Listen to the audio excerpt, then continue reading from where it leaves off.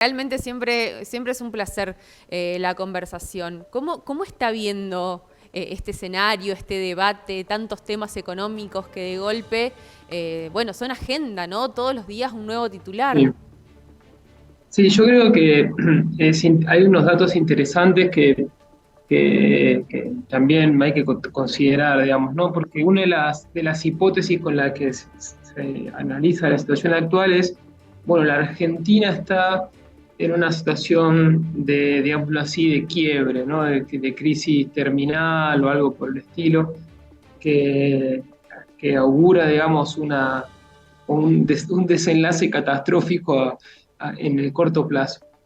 Y la verdad es que no es una lectura completamente realista de la situación. ¿Por qué? Porque Argentina, como economía nacional, digamos, como país en su conjunto, eh, no se encuentra en una situación comparable con la del 2001 o la del 89, que fueron dos momentos muy claves en la historia de nuestro país, en la historia económica, que marcan, digamos, los puntos más críticos de una gran crisis histórica que se desarrolló entre mediados de los 70 y comienzo de los 2000.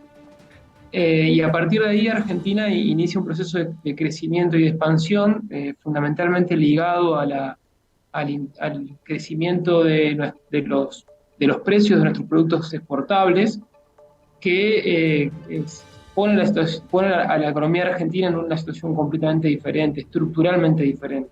Ujú. El problema es que en el 2011-12, en realidad ya en el 2008-9 empieza, pero para nosotros se da con bastante fuerza en el 2011-12, el mundo entra en una especie de desaceleración muy significativa. China, Estados Unidos, Europa, todo se frena, por decirlo de una manera, o empieza a frenarse muy aceleradamente.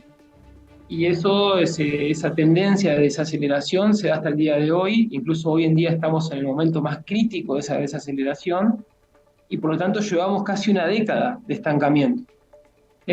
Una década de estancamiento que no significa volver a los niveles críticos de 2001-2002. Como para que nos demos una idea, nosotros tenemos un registro que es la salida de capitales en contextos electorales. Ujú. Y si uno compara las salidas de capitales en contextos electorales, por ejemplo, en el 2019 la salida de capitales era masiva completamente. Era un promedio de 3.000 millones de dólares mensuales. En cambio, por ejemplo, en el 2011, entre abril y octubre, en el 2011, todavía no había cepo, porque el cepo se pone en octubre del 2011, también en promedio 1.500 millones de dólares mensuales, ¿no? Claro. Y hoy en día, en la actualidad, estamos en torno a 600 millones de dólares mensuales hasta septiembre. No tenemos el dato de octubre, que probablemente haya sido más alto porque se dio digamos, la sospecha por Javier Milei. Ujú. Es decir, que el mercado financiero está bastante tranquilo, digamos. Es decir, no hay digamos, una situación de corrida contra la moneda. Bien. Eh, ¿Por qué? Es decir, Argentina está en una situación mala, acumula digámoslo así, 10 años de estancamiento en un contexto mundial de estancamiento, pero está en un escalón muy superior al que estábamos en el 2001-2002, o en el 1989-90. Ujú. Eso es la realidad actual, digamos. Es decir, no hay que confundir, ¿no?, una cosa por la otra. Es decir, no hay que confundir una coyuntura larga, pero difícil, ¿no?, de estancamiento, con una caída y una destrucción total de la economía. Y eso se refleja en los valores de la cuenta financiera, que no hay una salida masiva de capitales. Al contrario, hay ingreso de capitales muchas veces, en algunos meses y en algunas cuentas, en particular la inversión extranjera directa, que está explotando. Claro. Entonces, eso le da mucha más estabilidad digamos, al valor real del peso, ¿no? No quiere decir nominal, ¿no? Nosotros estamos en una nominalidad muy acelerada, de una inflación del 150% anual Ujú. y de evaluaciones correspondientes. Pero el tema es la relación peso-dólar, inflación versus devaluación. ¿Cuál es la realidad? Es que los precios van más rápido que la devaluación, de modo tal de que en pesos se da la paradoja. de Claro. que cada vez valemos más, digamos, somos más caros, la Argentina está muy barata. La Argentina está muy barata a nivel mundial, ¿no? Entonces, no es una situación crítica. Ujú, ¿Qué es lo que es para concluir que te diría? ujú. Que si uno lee, digamos, entre líneas lo que pasa a nivel financiero y a nivel económico, la posibilidad de una crisis catastrófica no sería tanto por el desarrollo de la economía en sí, sino por la posibilidad de un programa económico disruptivo como el que trae de alguna manera en su propuesta, en su programa, Javier Milei, ¿no? En La Libertad Avanza. Eso sí sería disruptivo. Eso sí podría conducirnos a una situación relativamente caótica, porque bueno, porque su programa, digamos, es simplemente desaconsejado por la gran mayoría de los economistas del país. Mientras lo escuchaba, pensaba justamente la confirmación que se dio en el pasado debate presidencial, ¿no? De cara a este balotaje, donde efectivamente ratifica esta intención de dolarización. Se han publicado múltiples informes, muchos estudios respecto de lo complejo que es la aplicación, ¿no? De este reemplazo de moneda, lo difícil que es volver hacia atrás de un proceso de estas características. De hecho, recuerdo un informe que se publicó hace poco en la Facultad de Ciencias Económicas, en una suerte, ¿no? de espejo también con lo que sucedió en Ecuador. Frente a esta ratificación que tuvo, en este caso, el candidato de la Libertad Avanza, Javier Milei, ¿qué podría pasar? ¿Qué podría pasar el día martes? Porque el lunes es feriado.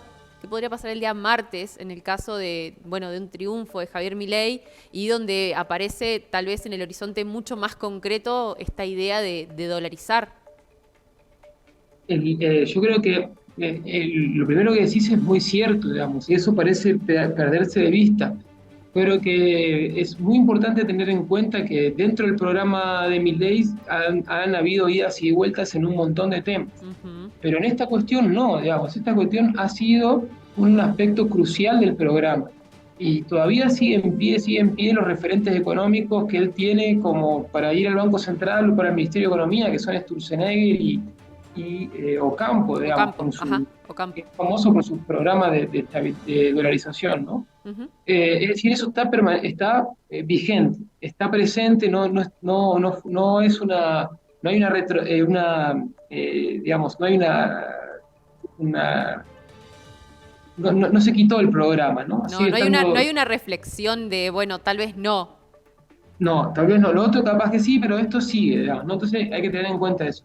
Ahora bien, ¿qué es lo que significa un proyecto de dolarización como ha ocurrido en todas las dolarizaciones o esos cambios, digamos, bruscos de moneda y destrucción de una moneda? Destruir una moneda implica muchas cosas. En particular, no solamente los billetes y monedas que nosotros tenemos, digamos, en la billetera, los físicos, digamos, sino también la gran masa de dinero que nosotros tenemos en los bancos.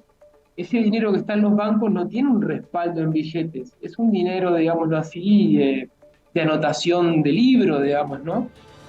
Funciona así desde siempre, es la forma normal del capitalismo que expande Ujú. y contrae su cantidad de dinero fundamentalmente a través de los bancos y no a través de los billetes y monedas, ni siquiera a través del Banco Central. Digamos, el Banco Central no controla estrictamente la cantidad de dinero. Esa cantidad de dinero se expande con los ciclos económicos, en la parte, digamos, positiva del ciclo, expansiva, se crean medios de pago, los bancos a demanda crean crédito y crean dinero, y en la parte contractiva se destruyen créditos y por tanto se destruye dinero. Hoy en día la relación, digamos, en un país como Argentina es de 6-1, digamos, ¿no? En un país más normal, digamos, sin tanta crisis como la Argentina, es de 20-1, 25-1, dependiendo del caso. Es decir, del dinero bancario versus el dinero físico. Claro. Eh, en Argentina más o menos tenemos 30 billones de pesos en los bancos, ya sea en la forma de depósitos en cuenta corriente, caja de ahorro, En plazos fijos. pesos. En pesos, sí, En son 30 pesos. billones. Claro, que son los plazos fijos de las personas, digamos. Sí, sí, sí. Es el ahorro en pesos de las personas, ¿no? Es una importante cantidad de dinero, ¿no? Sí. La pregunta es a qué dólar digamos, se convierte toda esa masa monetaria para hacerla, para pasarla, digamos, en un esquema de dolarización. Claro, hoy en día más o menos nosotros tenemos una referencia de cuánto vale eso en dólares. Yo tengo un plazo fijo, de 100.000 pesos, y más o menos sé que entre 800 y 1000 está, ¿no? En lo que vale eso. No estoy no seguro, porque no lo voy a sacar ahora, pero más o menos vale eso, ¿no? Ajá, Y tengo esa referencia en mi cabeza. La pregunta es, en un contexto de dolarización, ¿cuántos dólares valen, digamos, ¿no? O sea, ¿por cuánto tengo que dividir esos 100.000 pesos? Bueno, el problema es que en los contextos de dolarización normalmente a lo que tendemos es a dividir ese monto por infinito, por un valor en dólares que es infinito. Es decir, a lo que se tiende en los procesos de dolarización es a la disolución, a la licuación de todos esos ahorros en pesos y por lo tanto a la destrucción de algún modo de toda esa capacidad de compra, lo que es el aspecto, la condición sine qua non, digamos, para que los programas de dolarización funcionen. claro. Eso pasó en un montón de ejemplos, digamos, y el caso más reciente fue en la propia Argentina en 1989, primero con una hiperinflación y después en 1990 con una hiperinflación y un plan Bonex, que Ujú. básicamente hizo eso de forma compulsiva, tomó los depósitos y los cambió por un bono a largo plazo cuyo valor, digamos, en el mercado era mucho menor y por lo tanto hizo que esos depósitos se licúen. Vos pensás que un plazo fijo en el 89 se renovaba cada 15 días y con tasas de interés altísimas, digamos, ¿no? Que van siguiendo la inflación. Claro, Una inflación claro, que es, claro. pero puede que no lo logres y por lo tanto eso, digamos, el plazo fijo se descompone. De modo tal de que en rigor, en un programa de dolarización está en riesgo, digámoslo así, el poder de compra de los ahorros de los argentinos. Además, vos no necesitas sacar hoy todos esos pesos y valorizarlos en dólares de hoy. No, esos pesos van a estar ahí con una tasa de interés que va a ir acompañando la devaluación. De hecho, a los plazos fijos no les fue mal en el 2021 y 2022. Este Es año cierto. probablemente, la devaluación les gane. No Ujú. estamos seguros, hay que ver, digamos, ¿no? Porque la tasa de interés se ajustó relativamente rápido Sí. eh, y quizás hasta este año le puedan llegar a ganar los pesos fijos a la devaluación. Pero en los años anteriores, el que apostó al dólar perdió, digamos, ¿no? El que apostó al peso, por decir de una manera, y dejó la plata en un plazo fijo, no le fue mal. Y ni hablar el que compró activos, digamos, creo que yo, la bolsa argentina en el 2021-22, ahora en el 2023 hubo una corrección en los últimos meses, pero siguen en valores relativamente altos. Relativamente altos respecto de donde estaba, que era un piso histórico fenomenal y siguen siendo históricamente bajos. De modo tal de que, ojo, no es una situación que uno diría, bueno, la dolarización se da de un momento para otro o simplemente tomando deuda, ¿no? Sino que va a implicar una transición muy, muy, muy complicada, donde se va a poner en juego la lucha por mantener o disolver el valor de esos 30 billones de pesos que existen, digamos, en los bancos, que es el ahorro en pesos de los argentinos. Por Tremendo. otra parte, Ujú. la cuestión es que después de ese proceso de dolarización o de descomposición o destrucción del poder de compra de la moneda, viene un intento de endeudamiento, ¿no? Ya está un poco anunciado por el candidato a presidente Milei que van a buscar hacer todo lo posible por conseguir endeudamiento. Eso va a iniciar un ciclo especulativo de creación de dinero, ya ahora en la forma de dólar argentino, ¿no? Un dólar argentino creado por los bancos, que va a predisponer al sistema a una crisis financiera en el futuro. Y ni hablar una crisis cambiaria de deuda cuando esos flujos de endeudamiento se corten. De modo tal de que nosotros tenemos en un contexto de puesta en práctica un programa de dolarización, un primer momento que va a ser muy crítico, probablemente de descomposición de los ahorros de los argentinos, quizás un segundo momento más especulativo, más parecido al de la década del 70 o la década del 90, cuando entran capitales, o del 2016, digamos, que se revalorizan los activos y vuelven a crecer los valores en dólares, a veces mucho, en un proceso de una burbuja muy rápida, y después una pinchadura de eso, con quiebra del sector financiero y quiebra del Estado en moneda extranjera, que es lo que nos pasó en el 2001 con el sector financiero, Claro. en el 2016 con el Estado, en el 89 con el Estado, ¿no? Son esos ciclos especulativos, digamos, de deuda que son muy típicos de la Argentina. Y te digo más, estos rasgos, estos grandes ciclos de tanta inestabilidad histórica argentina son realmente uno de los atributos que distinguen a nuestra economía del resto y nos ponen un escalón un poco por debajo de las tendencias generales que, como te digo, digamos, fueron muy malas desde los 70 hasta el 2000, muy buenas entre el 2000 y el 2011 y de estancamiento del 2011 hasta la fecha. En este caso, pensando en cómo impactan las elecciones en la economía, en este caso, le pregunto tal vez como para intentar bajar un poco la espuma, porque se habla tanto, ¿no?, de qué es lo que puede pasar. ¿Podría haber en este caso una corrida cambiaria, digo, que se dispare el precio del dólar, que esto por supuesto genere una caída del peso? ¿Cómo ve también esa posibilidad en Mirá, post-balotage? yo creo que no va a haber corrida. Hoy en día, si vos, salvo que gane Milei, en el caso de que gane Milei, digamos, y tenemos señales claras de que el programa de dolarización se va a llevar adelante, yo creo que la inestabilidad va a ser total. Eso lo vimos antes de las generales, cuando se descontaba incluso la posibilidad de un triunfo de Milei en primera vuelta, los mercados estaban enloquecidos, ¿no? Subían y bajaban, tremendo, y la corrida contra el peso fue relativamente fuerte, sobre todo en el mercado blue, que lo llevó a 1.200 pesos y después bajó a 890. Claro. Y si uno lee los mercados hoy en día, da la impresión de que descuentan un triunfo de masa, ¿no? Están extremadamente tranquilos, el blue, el mercado paralelo está, digamos, el peso está apreciándose, no hay riesgo no hay inestabilidad, no pareciera haber, digamos, claro, el tema es que se puede equivocar en el mercado, ¿no? Y se puede ganar Milei, el martes va a ser una histeria total, perdón, el lunes una histeria total, el martes los precios van a ir para cualquier lado. Y si llega a ganar masa, creo que al contrario, se va a consolidar digamos, la posibilidad de una economía argentina expansiva. ¿Por qué? Porque el sector financiero ya va a tener mucha más claridad acerca de cuál es el horizonte de crecimiento, de perfiles de vencimiento de pagos de obligaciones, de cuál es, digamos, la senda de la estrategia económica general del gobierno, Claro. que es bastante clara. Incluso, yo te digo más, creo que la estrategia que había trazado Melconian, digamos, ¿no?, como candidato a ministro de Economía de Patricia Bullrich, no estaba muy lejos de la que se traza Massa, digamos, ¿no? Esta idea de, bueno, administrar de alguna manera la restricción externa a través de devaluaciones compensadas o pequeñas devaluaciones en el tipo de cambio oficial, que permitan en algún momento una convergencia a partir de una mejora de la cuenta externa vía términos de intercambio, complejos exportadores como la minería o los hidrocarburos, más la mejoría en los posibles precios internacionales de los alimentos, y ir llevando la economía a una estabilización de la mano, digamos, de un dólar contenido y una mayor abundancia de billete, de divisa, ¿no? Una mayor abundancia de divisa, que es el bien escaso número uno en la Argentina. De hecho, fíjense cómo bajó la inflación en el último mes.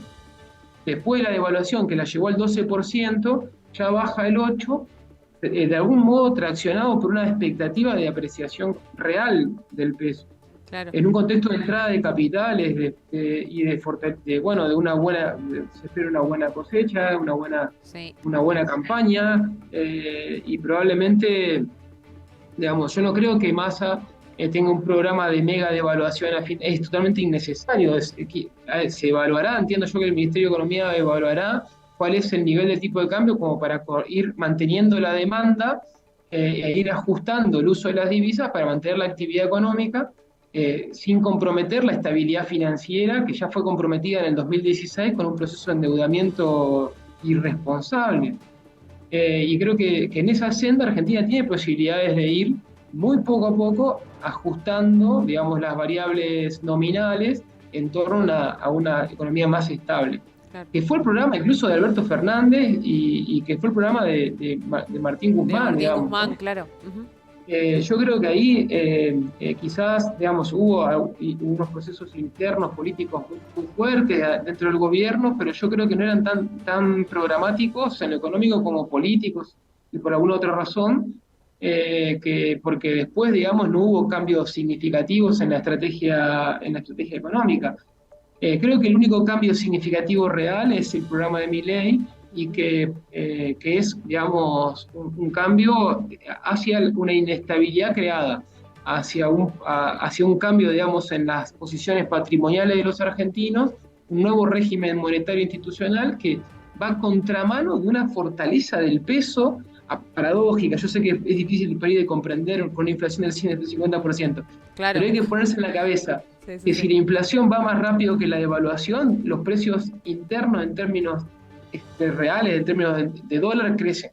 Es decir, si yo gano, qué sé yo, si cualquier producto aumenta sus precios anualmente un 150% y el dólar se devalúa, o el peso se devalúa 120, entonces hubo una ganancia en términos reales del 30% para, la, para ese producto, digamos, denominado en pesos.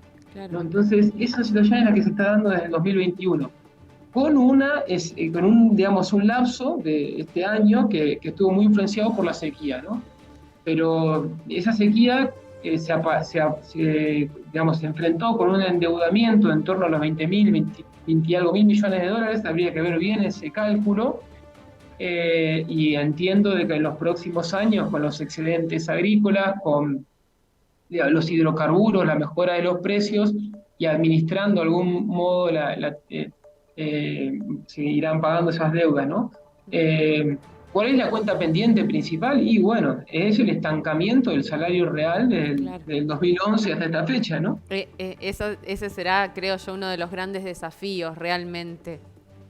Eso es un problema, porque además yo creo que no hay perspectivas con una cuenta externa tan estrecha de asegurarte que el año que viene vas a crecer un 5 o 6% del salario real. Claro. Real, ¿no? Nominal sí va a crecer, pero bueno, eso creo que el gobierno tiene que explicar bien que lo que van a dar prioridad es a la actividad económica, que van a dar prioridad, digamos, a la estabilidad cambiaria y financiera, y que van a proyectar crecimiento del salario real en la medida en que se relaje la restricción externa, es decir, que haya mayor cantidad de divisas para poder permitir un aumento del consumo, un aumento de la actividad económica. Doctor Trucco, como siempre, es un placer, la conversación es un placer escucharlo, siempre teniendo ahí el registro de la historia, no tan pero tan importante para pensar este presente. Veremos qué sucede el próximo domingo, con qué definiciones nos encontramos y por supuesto después lo vamos a volver a convocar a ver cómo se perfila una vez que ya tengamos, bueno, en este caso la elección presidencial, bueno, ya con un presidente Definida. electo. Sí, sí, perfecto, sí, sí, cuando tengamos presidente, ministro de Economía y más o menos sepamos cuál va a ser el programa, podemos charlar, digamos, cuáles Totalmente. son las perspectivas, ¿no? Totalmente, totalmente. Lo voy a comprometer, lo voy a comprometer. Dale, sí, sí, por mí no hay problema.